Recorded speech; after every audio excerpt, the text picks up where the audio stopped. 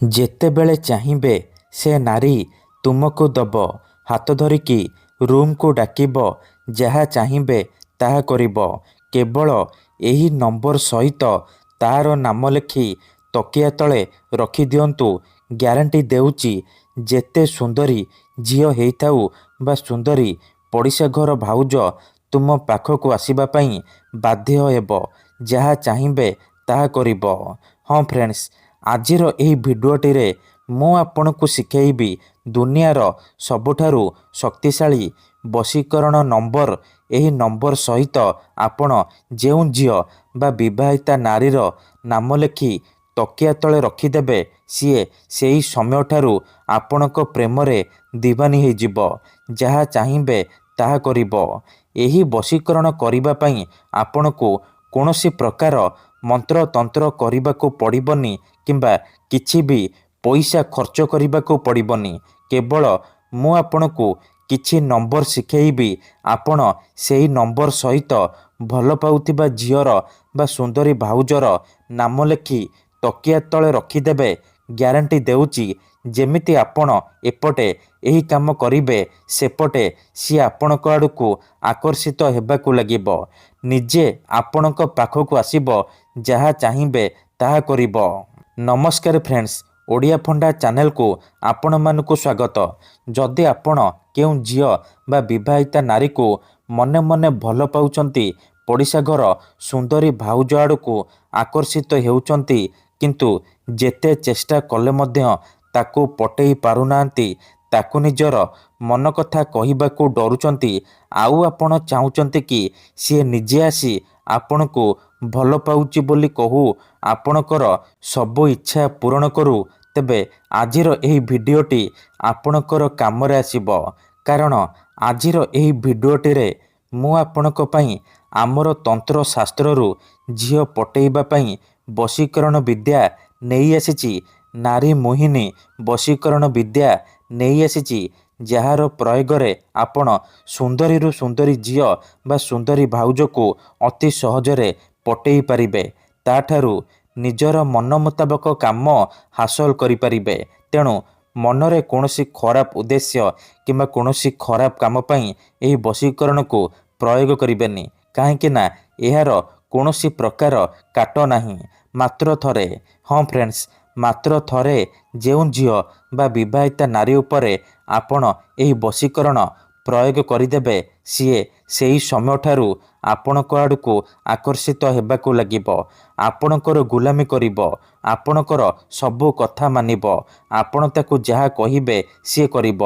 ଯଦି ଆପଣ ସେ ଝିଅକୁ ପଟେଇବାକୁ ଚାହୁଁଛନ୍ତି, ସୁନ୍ଦରୀ ପଡ଼ିଶା ଘର ଭାଉଜକୁ ପଟେଇବାକୁ ଚାହୁଁଛନ୍ତି, ତେବେ ଆଜିର ଏହି ଭିଡ଼ିଓଟିକୁ ପୁରା ଧ୍ୟାନ ସହିତ ଶେଷ ପର୍ଯ୍ୟନ୍ତ ଦେଖନ୍ତୁ। ଅଧାରୁ ଛାଡ଼ିକି ପଳେଇଲେ କିମ୍ବା କାଟି କାଟି ଦେଖିଲେ ଆପଣ କିଛି ବି ବୁଝିପାରିବେନି। ପରେ କମେଣ୍ଟ କରିବେ, ଗୁରୁଜୀ ଆପଣଙ୍କର ବଶୀକରଣ କାମ କରୁନି। ତେଣୁ ଭିଡ଼ିଓଟିକୁ ମୂଳରୁ ଶେଷ ପର୍ଯ୍ୟନ୍ତ ପୁରା ଧ୍ୟାନ ସହିତ ଦେଖନ୍ତୁ। ପ୍ରୟୋଗ ବିଧିକୁ ଠିକ୍ ଭାବରେ ଶିଖନ୍ତୁ। ତାପରେ ଆପଣ ଏହି ବଶୀକରଣ କରିବା ପାଇଁ ଯିବେ। ତେବେ ଯାଇ ଆପଣଙ୍କର ବଶୀକରଣ 100ରୁ 100% କାମ କରିବ। କାହିଁକି ନା ଏହି ବଶୀକରଣକୁ ପ୍ରୟୋଗ କରି ହଜାର ହଜାର ଲୋକମାନେ ଲାଭବାନ ହେଇଛନ୍ତି। ବର୍ଷ ବର୍ଷ ଧରି ଭାଙ୍ଗି ଯାଇଥିବା ପୁରୁଣା ପ୍ରେମକୁ ଫେରାଇ ଆଣିପାରିଛନ୍ତି।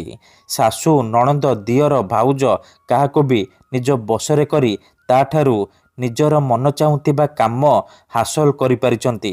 ଆପଣଙ୍କୁ ବେଶୀ କିଛି କରିବାକୁ ପଡ଼ିବନି। କେବଳ ମୁଁ ଆପଣଙ୍କୁ କିଛି ନମ୍ବର ଶିଖେଇବି।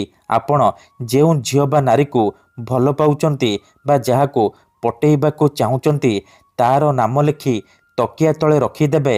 ତାପରେ ଦେଖିବେ, ଯେଉଁ ଝିଅ ଆପଣଙ୍କୁ ଭାව ଦେଉନଥିଲା, ଇଗ୍ନୋର କରୁଥିଲା, ସେ ଝିଅ ନିଜେ ଆସି ଆପଣଙ୍କ ସହିତ କଥା ହେବ, ଆପଣଙ୍କୁ ଭଲ ପାଉଛି ବୋଲି କହିବ। ଯେଉଁ ପଡ଼ିଶା ଘର ଭାଉଜ ଆପଣଙ୍କୁ ଅଣଦେଖା କରୁଥିଲା, ଇଗ୍ନୋର କରୁଥିଲା, ସିଏ ନିଜେ ଫୋନ୍ କରିବ, ହାତ ଧରିକି ରୁମ୍କୁ ଡାକିବ, ଯାହା ଚାହିଁବେ ତାହା କରିବ। ତେବେ ଏହି ବଶୀକରଣ ଆପଣ କିପରି କରିବେ, କେମିତି କରିବେ, କେମିତି ଆପଣ ନମ୍ବର ସହିତ ସେ ଝିଅ ବା ନାରୀର ନାମ ଲେଖିବେ, ମୁଁ ଆପଣଙ୍କୁ ଶିଖେଇବି। ସମ୍ପୂର୍ଣ୍ଣ ପ୍ରୟୋଗ ବିଧି ମୁଁ ଆପଣଙ୍କୁ ଠିକ୍ ଭାବରେ ଶିଖେଇବି। ଜାଣିବା ପାଇଁ ଆପଣ ଭିଡ଼ିଓଟିକୁ ମୂଳରୁ ଶେଷ ପର୍ଯ୍ୟନ୍ତ ପୁରା ଧ୍ୟାନ ସହିତ ଦେଖନ୍ତୁ। ବିଧିଟି ଜାଣିବା ପୂର୍ବରୁ ଯଦି ଆପଣ ଆମ ଚ୍ୟାନେଲକୁ ପ୍ରଥମ ଥର ଆସିଛନ୍ତି ତେବେ ଦୟାକରି ଚ୍ୟାନେଲକୁ ସବସ୍କ୍ରାଇବ୍ କରି ପାଖରେ ଥିବା ବେଲ୍ ଆଇକନ୍କୁ ମଧ୍ୟ ଦବାଇ ଦିଅନ୍ତୁ, ଯାହାଦ୍ୱାରା ଆମେ ଯେଉଁ ବି ଭିଡ଼ିଓ ଅପଲୋଡ଼ କରିବୁ ସର୍ବପ୍ରଥମେ ଆପଣ ଦେଖିପାରିବେ ଆଉ ତା'ର ଲାଭ ପାଇପାରିବେ। ବଶୀକରଣ କରିବା ପୂର୍ବରୁ ଗୋଟିଏ ଛୋଟିଆ କଥା ଜାଣି ରଖନ୍ତୁ। ଯେତେବେଳେ ଆପଣ କାହାକୁ ନିଜଠାରୁ ଅଧିକ ଭଲ ପାଉଛନ୍ତି, ତା ବିନା ବଞ୍ଚିପାରିବେନି ଭାବୁଛନ୍ତି, ସେତେବେଳେ ଆପଣ ବଶୀକରଣ କରିପାରିବେ।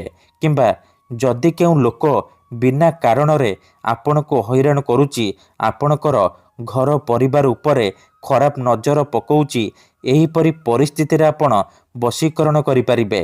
କାହିଁକି ନା କେତେଥର ଏମିତି ହେଇଥାଏ କି ଆମର ଶତ୍ରୁ ଆମଠାରୁ ପଇସାରେ ଆଉ ଶକ୍ତିରେ ବଳବାନ ହେଇଥାଏ, ଆଉ ଆମେ ଚାହିଁକି ବି ତା'ର କିଛି କରିପାରୁନାହୁଁ। ଏହିପରି ପରିସ୍ଥିତିରେ ଆପଣ ବଶୀକରଣ କରିପାରିବେ। ନିଜ ଶତ୍ରୁକୁ ହାତ ମୁଠାରେ ରଖିପାରିବେ। ସୁନ୍ଦରୀରୁ ସୁନ୍ଦରୀ ଝିଅକୁ ମୁହୂର୍ତ୍ତକ ଭିତରେ ପଟେଇ ପାରିବେ। ପଡ଼ିଶା ଘର ଭାଉଜଠାରୁ ନିଜର ମନ ଚାହୁଁଥିବା କାମ ହାସଲ କରିପାରିବେ। ତେଣୁ ଏହି ବଶୀକରଣକୁ ଆପଣ ଭାବିଚିନ୍ତିକି ପ୍ରୟୋଗ କରିବେ। ଠିକ୍ ଅଛି, ତେବେ ଚାଲନ୍ତୁ ଜାଣିବା ଏହି ବଶୀକରଣ ଆପଣ କିପରି କରିବେ। ଏହି ବଶୀକରଣ କରିବା ପାଇଁ ଆପଣଙ୍କୁ କୌଣସି ପ୍ରକାର ସାମଗ୍ରୀର ଆବଶ୍ୟକ ନାହିଁ କିମ୍ବା କୌଣସି ପ୍ରକାର ପଇସା ଖର୍ଚ୍ଚ କରିବାକୁ ପଡ଼ିବନି। କେବଳ ଖଣ୍ଡେ କାଗଜ ଆଣିବେ ଆଉ କଲମ ଆଣିବେ, ଯାହାଦ୍ୱାରା ଆପଣ ଏହି ବଶୀକରଣ କରିପାରିବେ। ପ୍ରଥମେ ଆପଣ କ'ଣ କରିବେ, ଖଣ୍ଡେ ସାଧା କାଗଜ ଆଉ କଲମ ଆଣିସାରିବା ପରେ ଭଲ ଭାବରେ ହାତ ଗୋଡ଼ ଧୋଇକି ଏହି ବଶୀକରଣ ଆରମ୍ଭ କରିବେ।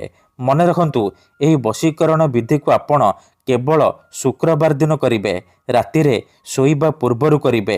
ଠିକ୍ ଅଛି, ନିଜର ଶୋଇବା ଘରେ ବା ଶୋଇବା ରୁମ୍ରେ ଆପଣ ଏହି ବଶୀକରଣ କରିପାରିବେ। ପ୍ରଥମେ ଆପଣ କ'ଣ କରିବେ, ଦକ୍ଷିଣ ଦିଗକୁ ମୁହଁ କରିକି ବସି ପଡ଼ିବେ, ଯେମିତି ଆପଣଙ୍କୁ କେହି ଦେଖିବେନି କିମ୍ବା ଡାକିବେନି।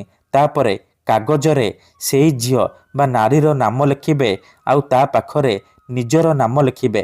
ଦେଖନ୍ତୁ, ମନେକର ଆପଣ ଯେଉଁ ଝିଅ ବା ନାରୀକୁ ବଶରେ କରିବାକୁ ଚାହୁଁଛନ୍ତି ତାହାର ନାମ ହେଉଛି ମାମାଲି ଆଉ ଆପଣଙ୍କର ନାମ ରାକେଶ। ତେବେ ଆପଣ ପ୍ରଥମେ ଲେଖିବେ ମାମାଲି, ତା ପାଖରେ ଲେଖିବେ ରାକେଶ। ନାମ ଲେଖିସାରିବା ପରେ ତା ତଳେ ଆପଣ 3ଟି ନମ୍ବର ଲେଖିବେ, 786 ନମ୍ବର ଲେଖିସାରିବା ପରେ ତା ତଳେ ଆପଣ ଗୋଟିଏ ମୁସଲିମ ବଶୀକରଣ ମନ୍ତ୍ର ଲେଖିବେ, ୟା ଆଲ୍ଲା ଲାଏଲା ରଫିଅ। ଏହି ମନ୍ତ୍ରକୁ ଆପଣ ନମ୍ବର ତଳେ ଲେଖିବେ। ଠିକ୍ ଅଛି, ମନ୍ତ୍ର ଲେଖିସାରିବା ପରେ କାଗଜକୁ ଭଲ ଭାବରେ ମୋଡ଼ିକି ଡାହାଣ ହାତରେ ମୁଠେଇକି ଧରିବେ ଆଉ ଆଖି ବନ୍ଦ କରିକି ସେଇ ଝିଅ ବା ନାରୀକୁ ମନେ ମନେ ଭାବିବେ। ତାପରେ ଏହି ମୁସଲିମ ମନ୍ତ୍ରକୁ 7 ଥର ପଢ଼ିବେ, ୟା ଆଲ୍ଲା ଲାଏଲା ରଫିଓ, ୟା ଆଲ୍ଲା ଲାଏଲା ରଫିଓ। ଏହିପରି ମନ୍ତ୍ରକୁ 7 ଥର ପଢ଼ିବେ। 7 ଥର ମନ୍ତ୍ର ପଢ଼ି ସାରିବା ପରେ ମୁଠା ଖୋଲିବେ ଆଉ ସେ କାଗଜରେ ଗୋଟିଏ ଥର ଫୁଙ୍କିଦେବେ। ତାପରେ ଆପଣ କ'ଣ କରିବେ, ସେ କାଗଜକୁ ନିଜର ଶୋଇବା ତକିଆ ତଳେ ରଖିକି ଶୋଇପଡ଼ିବେ। ଗ୍ୟାରେଣ୍ଟି ଦେଉଛି, ଯେପର୍ଯ୍ୟନ୍ତ ଆପଣଙ୍କ ତକିଆ ତଳେ ସେ କାଗଜ ଥିବ, ସେ ଝିଅ ହେଉ ବା ବିବାହିତା ନାରୀ ଆପଣଙ୍କ ବଶରେ ରହିବ। ଯାହା ଚାହିଁବେ ତାହା କରିବ। ଧନ୍ୟବାଦ।